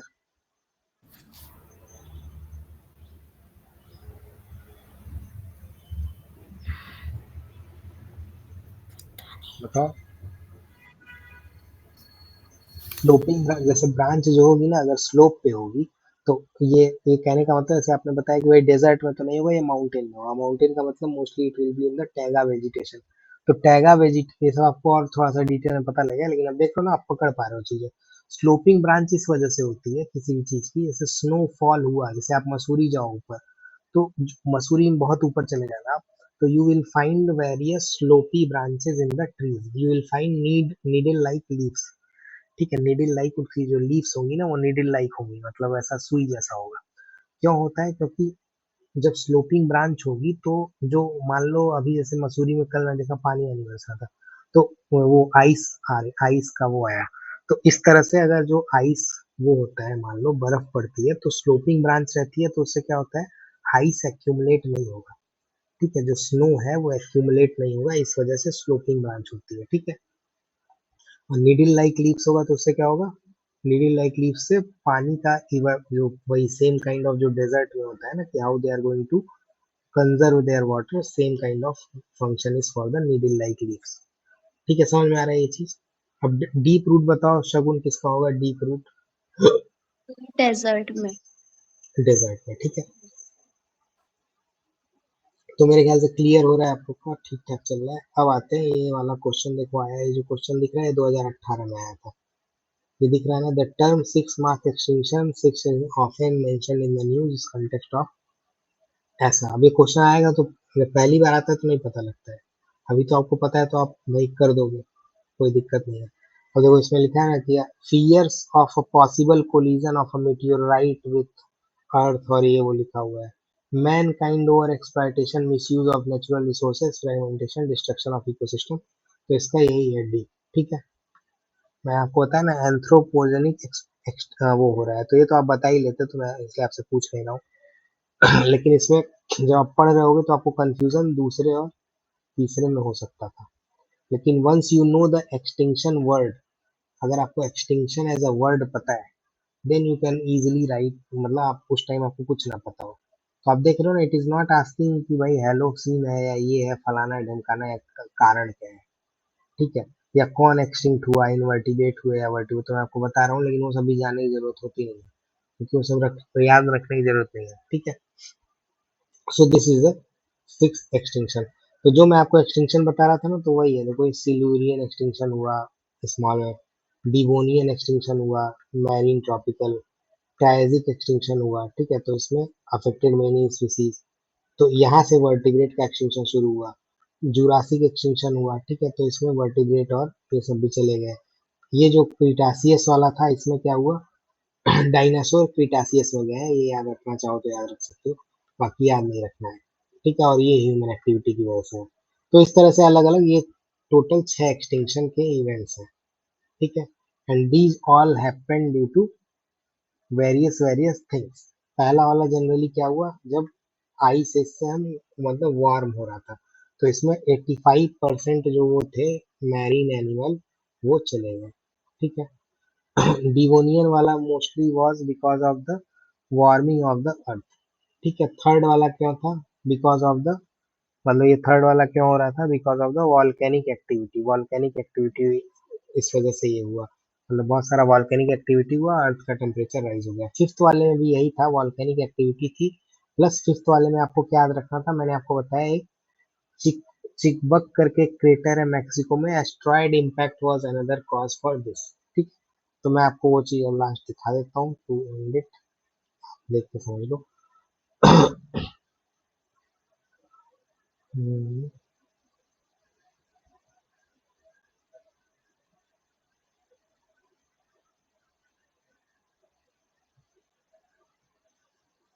तो ये क्रेटर जो है ये मैक्सिको में है। ठीक है, तो ये जो क्रेटर है ये है मैक्सिको में,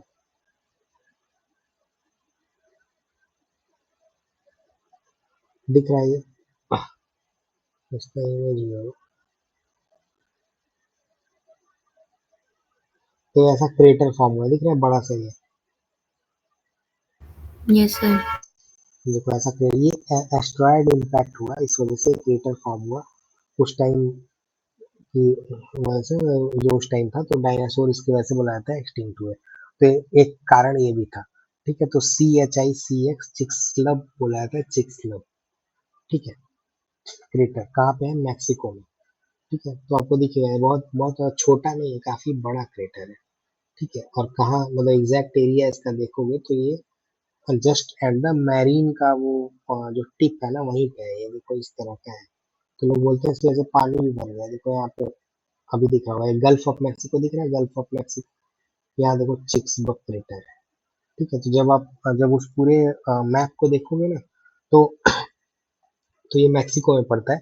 तो ऊपर वाली चीज जो है मतलब आपकी भाई ऊपर तो यूएस है, उसके नीचे मैक्सिको है, तो ये मैक्सिको का जो नीचे वाला एरिया है, तो जब आप पढ़ोगे ट्रॉपिकल साइक्लोन वगैरह, तो आप देखोगे कि यही वो एरिया है जहाँ पे ट्रॉपिकल साइक्लोन बहुत ज्यादा आता है, ठीक है। Because it is having all the conditions which is beneficial for generating any tropical cyclone, ठीक है। तो चिक्सबर्ग आपको दिख गया है, तो समझ में आ गया। अब आपको दिखता है ये पेपर्ड मॉथ, मैंने आपको बताया, ठीक है। तो ये दिख रहा है पेपर्ड मॉथ आपको, देखो ये दिख रहा है पेपर्ड मॉथ। तो दो यस तरह सर। का है, एक वाइट है, एक ब्लैक है, ठीक है। तो जब तो मैं जो आपको बता रहा था कि भाई जब इंडस्ट्रियल रिवॉल्यूशन हुआ, तो जो वाइट वाले थे ना, they are very visible for the predators, तो ये धीरे धीरे धीरे धीरे खत्म होने लगे। ब्लैक वाले जो थे दे आर नॉट विजिबल, ठीक है। ये ब्लैक वाले विजिबल नहीं थे टू द प्रीडेटर्स, तो ये बच गए, ठीक है। एंड दे हैव सर्वाइव, ठीक है। समझ आ गया ये चीज थोड़ा बहुत। So this is how the things are. अब अगला आपको लेक्चर, ये 2 यूनिट आपका खत्म हो गया है, ठीक है। अगला तो मेरे ख्याल से और कुछ बचा नहीं, 2 यूनिट ये हो गया। अब इसके बाद तीसरा यूनिट आएगा, इसके बाद तीसरे में आपको वो सब चलेगा। हाँ, तीसरा वाला मैं भेज दूंगा आपको, तीसरा वाला फिर अगली बार करते हैं। आप लोग एक बार कॉमन टाइम बता देना फिर से, ठीक यस सर, थैंक है। यू। चलो ठीक है, फिर बाय।